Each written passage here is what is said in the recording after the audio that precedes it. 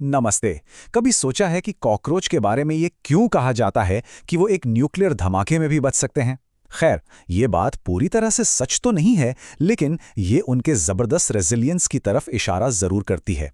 आज हम कॉकरोच को एक कीड़े की तरह नहीं, बल्कि एवोल्यूशन के एक मास्टरपीस की तरह देखेंगे। तो चलिए इस कमाल के जीव की एनाटॉमी को करीब से समझते हैं और जानते हैं कि ये आखिर इतना इंडिस्ट्रक्टिबल क्यों है।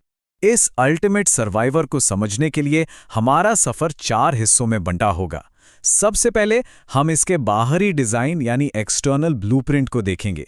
फिर हम जानेंगे कि यह बिना फेफड़ों के सांस कैसे लेता है, जो कि बहुत दिलचस्प है। उसके बाद हम इसके फ्यूलिंग और फिल्टरिंग यानी डाइजेस्टिव और एक्सक्रीटरी सिस्टम पर नजर डालेंगे। और आखिर में हम समझेंगे कि इसका कंट्रोल सिस्टम कैसे काम करता है और ये अपनी प्रजाति को कैसे आगे बढ़ाता है। तो चलिए शुरुआत करते हैं बाहर से। देखिए, किसी भी मशीन को समझने के लिए पहले उसकी बाहरी बनावट को समझना जरूरी होता है ना? ठीक वैसे ही कॉकरोच के अंदर झांकने से पहले हमें यह देखना होगा कि इसका बाहरी शरीर इसे अपने माहौल में कामयाब होने में कैसे मदद करता है।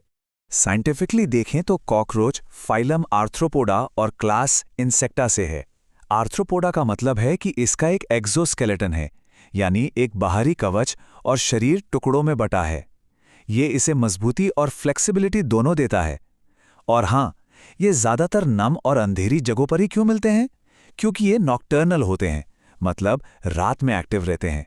शायद इसीलिए ये हमें अक्सर किचन में रात के अंधेरे में ही नजर आते हैं।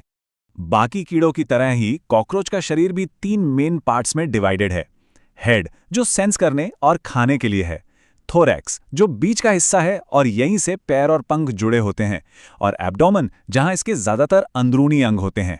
ये जो मॉड्यूलर डिजाइन है ना, यही इसके सर्वाइवल का एक बड़ा राज है। ठीक है, बाहर से तो देख लिया, अब चलिए अंदर चलते हैं और कॉकरोच की सबसे हैरान करने वाली चीजों में से एक को देखते हैं, इसका सांस लेने का तरीका। ये एक ऐसा सिस्टम है जो हमारे सिस्टम से बिल्कुल बिल्कुल अलग है। तो सवाल यही उठता है कि भाई, अगर इसके पास फेफड़े नहीं हैं और खून भी लाल नहीं है जो ऑक्सीजन ले जाने के लिए जाना जाता है, तो फिर ऑक्सीजन शरीर के कोने कोने तक पहुंचती कैसे है? इसका जवाब यकीन मानिए, इसकी इंजीनियरिंग में छिपा है। कॉकरोच असल में अपने शरीर के साइड में बने छोटे छोटे छेदों से हवा अंदर लेता है, जिन्हें कहते हैं स्पेरिकल्स। ये छेद ट्रेकियल ट्यूब्स के एक घने नेटवर्क से जुड़े हैं जो पूरे शरीर में फैला होता है। हवा सीधे इन ट्यूब्स के जरिए सेल्स तक पहुंच जाती है, मतलब ऑक्सीजन पहुंचाने के लिए खून की जरूरत ही नहीं पड़ती। कितना एफिशिएंट सिस्टम है। और यही वजह है कि कॉकरोच का खून, जिसे हम साइंटिफिकली हेमोलिम्फ कहते हैं, लाल नहीं होता। उसमें रेड ब्लड सेल्स या हीमोग्लोबिन होता ही नहीं है। क्यों? क्योंकि ऑक्सीजन तो ट्रेकियल सिस्टम ने सीधे पहुंचा दी। तो हेमोलिम्फ का काम सिर्फ न्यूट्रिएंट्स और दूसरी चीजें ट्रांसपोर्ट करना रह जाता है, इसलिए ये रंगहीन होता है। अब एक और हैरान करने वाली बात, हमारे दिल में कितने चेंबर होते हैं? 4, है ना? कॉकरोच के पास हैं पूरे 13। जी हां, 13। चलिए देखते हैं ये कैसे काम करता है। ये एक लंबी ट्यूब जैसा दिल है जो शरीर में ऊपर की तरफ होता है। इसका हर चैम्बर एक एक करके सिकुड़ता है और हीमोलिम्फ को शरीर में पीछे से आगे यानी सिर की तरफ धकेलता है। और ये एक खुला सर्कुलेटरी सिस्टम है, मतलब कोई बंद नसें नहीं हैं। हीमोलिम्फ सीधे बॉडी कैविटी में बहता है और सभी अंगों को नहलाता हुआ जाता है। सांस ले ली, खून भी दौड़ा लिया, पर गाड़ी चलाने के लिए फ्यूल तो चाहिए, है ना? तो अब देखते हैं कि कॉकरोच खाता कैसे है और शरीर से कचरा कैसे निकालता है। यही वो सिस्टम है जो इसे लगभग कुछ भी खाने की ताकत देता है। कॉकरोच का डाइजेस्टिव सिस्टम एक बहुत ही कुशल असेंबली लाइन जैसा है, जिसके 3 मेन सेक्शन हैं। फोरगट खाने को स्टोर और पीसता है, मिडगट उसे पचाकर पोषक तत्वों को सोखता है और हाइंडगट पानी को एब्जॉर्ब करके बचे हुए कचरे को बाहर निकाल देता है। अब फोरगट के अंदर एक बहुत ही स्पेशल पार्ट है जिसे कहते हैं गिजर्ड। आप इसे एक तरह का अंदरूनी मिक्सर ग्राइंडर समझ सकते हैं। इसमें काइटिन की बनी 6 बहुत तेज प्लेट्स होती हैं। ये वही मटेरियल है जिससे इसका बाहरी कवच बनता है। ये प्लेट्स खाने को बारीक पीस देती हैं ताकि वो आसानी से पच सके। अब जहां खाना होगा वहां कचरा भी होगा, तो इसे साफ करने का काम कौन करता है?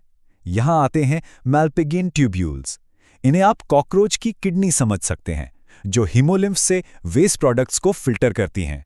ये पतली पतली नलियां हीमोलिम्फ में तैरती रहती हैं, नाइट्रोजन वाले कचरे को सोखती हैं और उसे यूरिक एसिड में बदल देती हैं।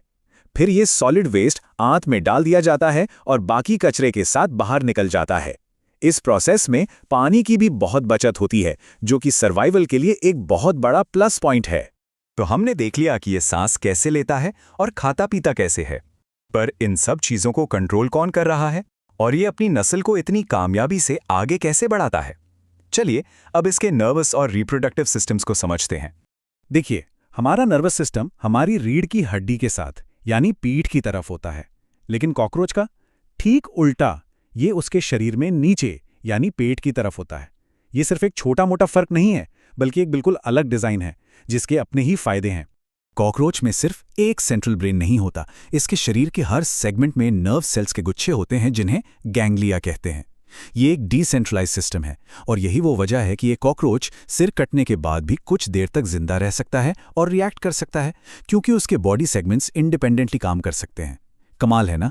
सर्वाइवल का एक बहुत बड़ा हिस्सा है अगली पीढ़ी को पैदा करना। यहाँ हम मेल और फीमेल रिप्रोडक्टिव सिस्टम्स के स्ट्रक्चर को देख सकते हैं। मेल सिस्टम स्पर्म बनाने और डिलीवर करने के लिए बना है, तो वहीं फीमेल सिस्टम अंडे बनाने और स्पर्म को स्टोर करने के लिए। दोनों का डिजाइन अपने अपने काम के लिए बिल्कुल परफेक्ट है। फर्टिलाइजेशन के बाद अंडे ऐसे ही नहीं छोड़ दिए जाते, उन्हें एक मजबूत प्रोटेक्टिव केस में पैक किया जाता है जिसे ऊथिका कहते हैं। ये छोटा सा कैप्सूल 14 से 16 अंडों को सुरक्षित रखता है।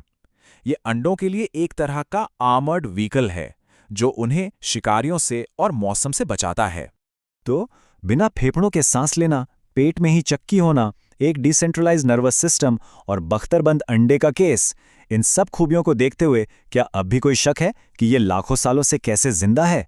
ये सिर्फ एक कीड़ा नहीं है, ये एक सर्वाइवर है। शायद अगली बार जब आप इसे देखें तो एक पल के लिए इसकी इस बेमिसाल इंजीनियरिंग के बारे में जरूर सोचें।